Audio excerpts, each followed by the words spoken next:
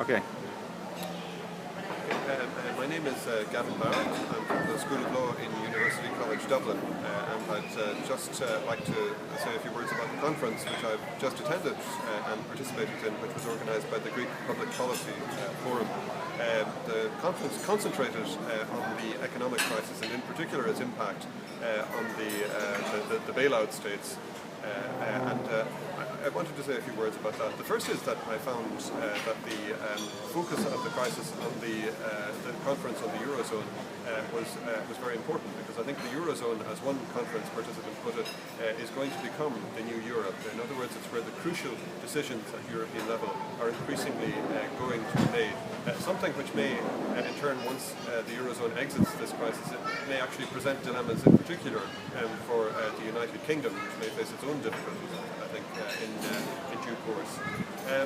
A number of points that I wanted to make about it. One of them is that the crisis is, of course, a tragedy for the states, a disaster for the states that are involved in it, but it's one also with a silver lining. In other words, it's one that presents opportunities in the sense that it provides political impetus for changes that would otherwise, that are necessary, but would otherwise be extremely difficult. And I think it's crucial that that impetus be used both at European level, which it is, a process of institution building is going on there, and at national level as well. In other words, that the impetus for reform is continued with and is used, that is generated by the crisis.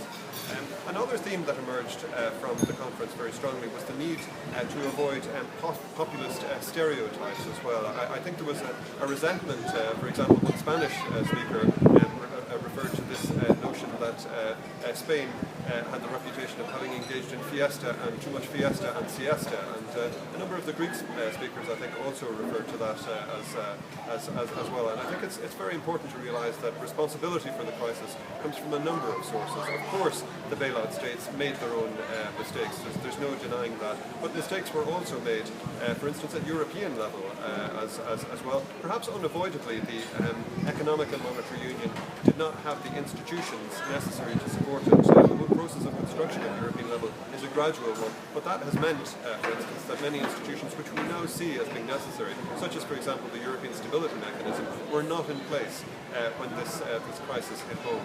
So an element of responsibility there as well. Even the creditor states as well. For instance, there was quite irresponsible lending by, for example, German banks in the crisis, and there were economic ideas as well, which have proved unsuitable to the leading role that Germany must now take in resolving the crisis.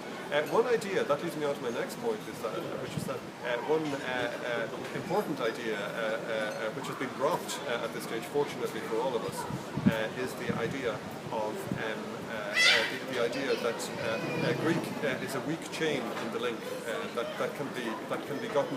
needs to be gotten rid of.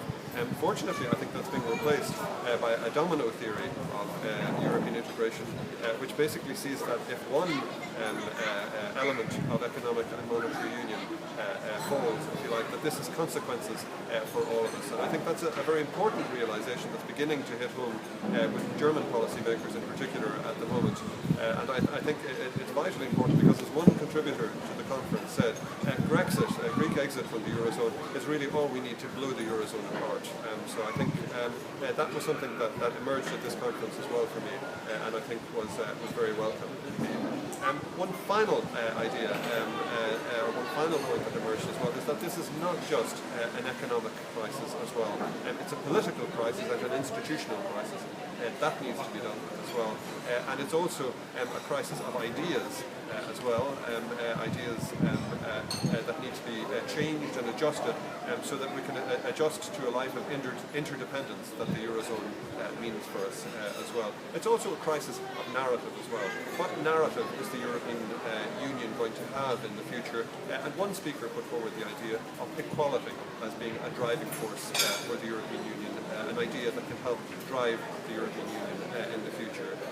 There are many reasons for the European Union, there are many reasons for the Eurozone, but those reasons need to be taught to new generations, and hopefully we will succeed in doing that by developing ideas